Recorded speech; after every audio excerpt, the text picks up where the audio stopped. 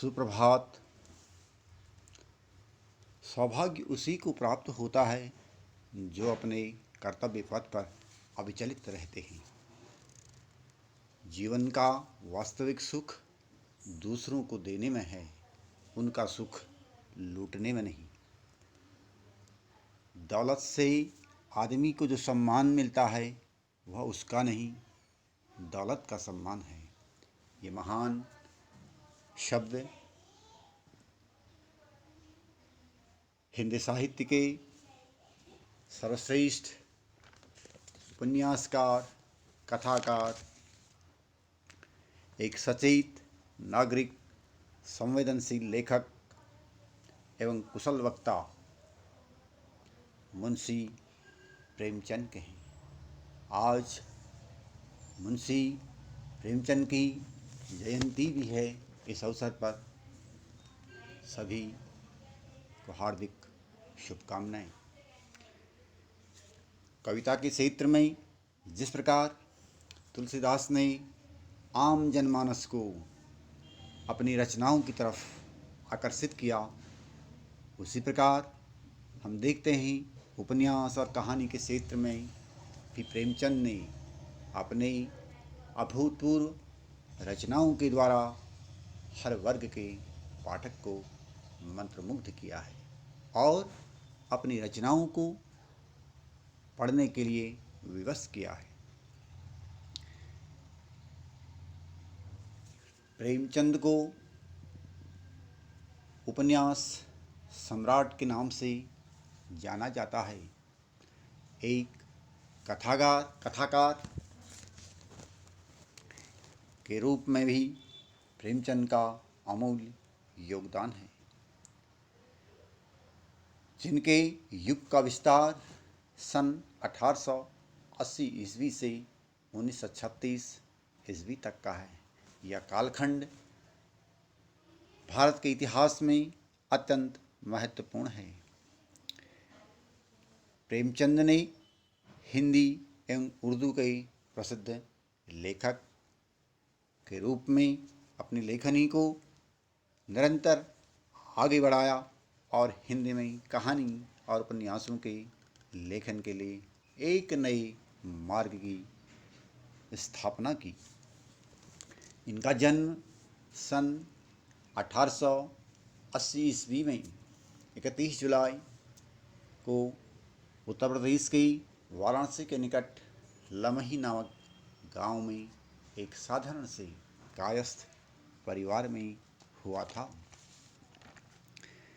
इनके पिता का नाम अजायब राय था और माँ आनंदी देवी थी। पिता एक डाक मुंशी थे। बचपन में ही इनके पिता का निधन हो गया, जिस कारण इनका जीवन संघर्षमय हो गया। हाई स्कूल की परीक्षा उत्तीर्ण करने के पश्चात ये एक प्राइमरी स्कूल में अध्यापन का कार्य करने लगे और नौकरी करते हुए इन्होंने स्नातक की परीक्षा उत्तीर्ण की और उसके बाद शिक्षा विभाग में डिप्टी इंस्पेक्टर्स ऑफ स्कूल के रूप में नियुक्त हो गए। 1920 ईस्वी में गांधी जी के प्रभाव में आकर असहयोग आंदोलन में कूद पड़े। उन्होंने साहित्य लेखन के माध्यम से देश सेवा का संकल्प लिया। ये उर्दू में नवाब राय के नाम से लिखा करते थे और हिंदी में प्रेमचंद के नाम से लिखने लगे। इनका बचपन का नाम धनपत राय था। इन्होंने अनेक पत्र पत्रिकाओं का संपादन भी किया। इनके द्वारा लगभग 300 कहानियाँ, 1 दर्जन उपन्यास और इसके अतिरिक्त अन्य कई लेख लिखे गए।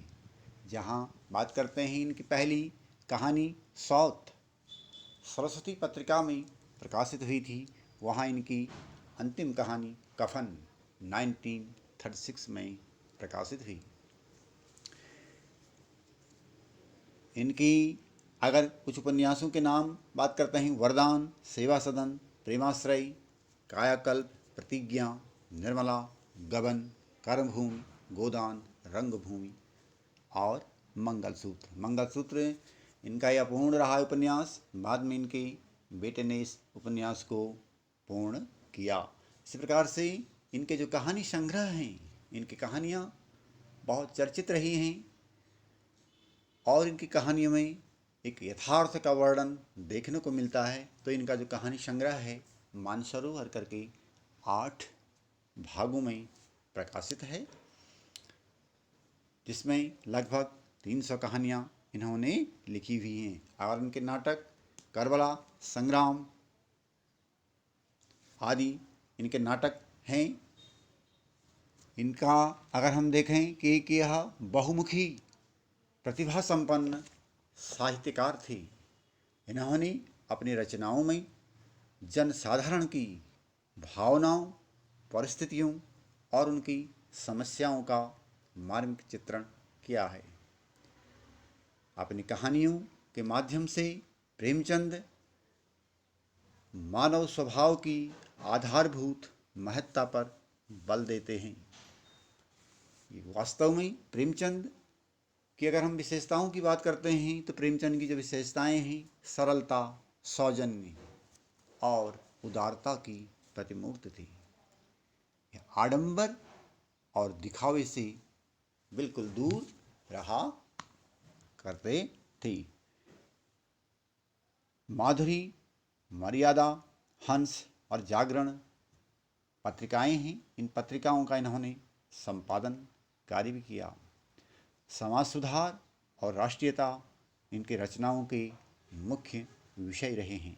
इसके अतिरिक्त जो बहुत बड़ी विशेषता हमको देखने को मिलती है इनके साहित्य में, किसानों की दशा, सामाजिक बंधनों में तड़पती हुई नारियों की वेदना, वर्ण व्यवस्था की कठोरता से त्रस्त दलित जाति की पीड़ा का मार्मिक चित्रण इनकी रचनाओं में देखने को मिलता है।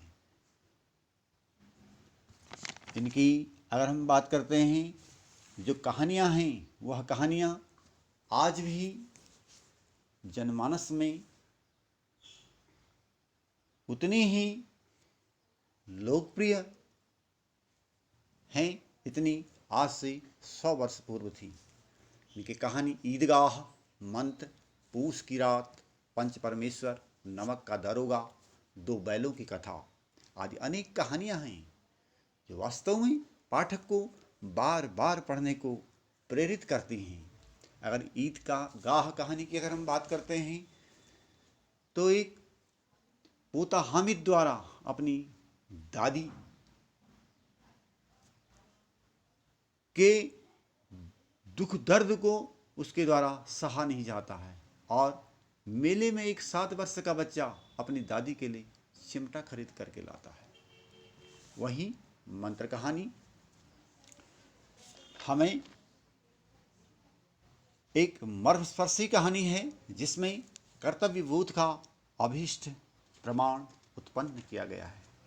और पूस की रात एक गरीब व्यक्ति के प्रतिनिधित्व करती है और यह बताने का प्रयास करती है कि व्यक्ति किस प्रकार से अपने जीवन को बिता रहा है। उसके गरीबी का यहाँ पर वर्णन किया गया है। वहीं नमक का दारोगा एक व्यक्ति की ईमानदारी का परिचय इसमें देखने को मिलता है। तो इस प्रकार इनकी जो कहानियाँ हैं वास्तव में यथार्थवादी और ग्रामीण परिवेश, समाज का जो त्रस्त वर्ग है उस वर्ग को आधारित करके इनकी कहानियाँ लिखी गई हैं। इन्होंने अपने रंगभूमि उपन्यास में लिखा है कि संसार में कोई ऐसी वस्तु भी है जो संतान से भी अधिक प्रिय होती है और वह है आत्मगौरव। कहने का अभिप्राय यह है कि यदि व्यक्ति के अंदर का आत्मगौरव जिंदा है, उसके अंदर आत्मगौरव है, तो उसके सामने संसार की कोई भी वस्तु से तुच्छ है। आत्मगौरव ही मनुष्य का सर्वश्रेष्ठ होता है। जिस दिन व्यक्ति का आत्मगौरव मर जाता है तो व्यक्ति समाज में एक मुर्दा बन जाता है। और इनके कई ऐसे विचार जो समाज को एक नई प्रेरणा देते हैं। तो कहते हैं देश का उद्धार विलासी लोगों द्वारा नहीं हो सकता, उसके लिए हमें सच्चा त्यागी होना आवश्यक है। अगर हम बात करें कि यदि हम देखें कि हमें सच्चा त्यागी से तात्पर्य क्या है, कि यदि हम किसी कार्य को करना चाहते हैं उसके प्रति जब तक हमें समर्पण की भावना नहीं होगी उस कार्य को हम पूरा नहीं कर सकते हैं। तो उनके यह विचार हमें अपने कार्य के प्रति समर्पण की भावना पर भी बल देते हैं। साथ ही वो कहते हैं विपत्ति से बढ़कर अनुभव सिखाने वाला कोई विद्यालय नहीं होता है। विद्यालय जहाँ ज्ञान संस्कार से बालक को परिपूर्ण किया जाता है। तो कहते हैं यदि व्यक्ति के अंदर विपत्ति आती है तो विपत्ति ही उसको सब कुछ सिखा देती है, वही उसका सर्वश्रेष्ठ विद्यालय है। तो यह उनके ऐसे विचार थे जो विचार निश्चय ही हमें एक प्रेरणा देते हैं और आगे बढ़ने के लिए प्रेरित करते हैं। इस प्रकार हमें इनके आज जयंती के अवसर पर इनके जीवन से, इनके व्यक्तित्व और कृतित्व से कुछ न कुछ सीख कर यदि हम अपने जीवन में उतार सकें तो निश्चय ही उनकी जयंती या उनका जन्मदिवस हमारे लिए एक प्रेरणादायी होगा और हमारे जीवन के लिए एक संबल बनकर हमें नई ऊंचाइयों पर ले जाएगा। निश्चय ही हमें उनके साहित्य का अध्ययन अवश्य करना चाहिए और यदि हम उनके साहित्य का अध्ययन करेंगे तो हमें तत्कालीन समाज की कैसी परिस्थिति थी, किस परिस्थिति को उन्होंने इंगित करते हुए अपने साहित्य का सृजन किया, यह हम सब उनके उस साहित्य से भली भांति जान सकते हैं।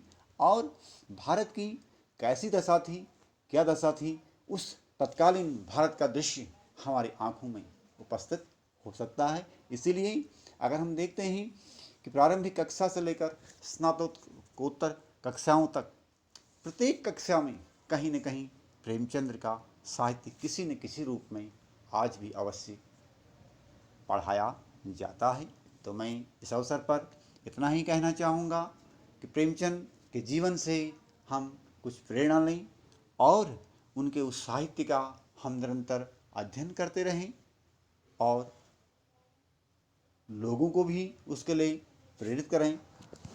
तभी इनकी जो जयंती है वह जयंती मनानी हमारे लिए सार्थक हो सकेगी। अंत में मैं इन शब्दों के माध्यम से अपनी बात को विराम देना चाहूँगा। तू झरा किंतु सौरभ तेरा युग युग सांसों में महकेगा। तू झरा किंतु सौरभ तेरा युग युग सांसों में महकेगा। तू मिटा किंतु गौरव तेरा युग युग आँखों में बहकेगा। तू मिटा किंतु गौरव तेरा युग युग आँखों में दहकेगा। धन्यवाद।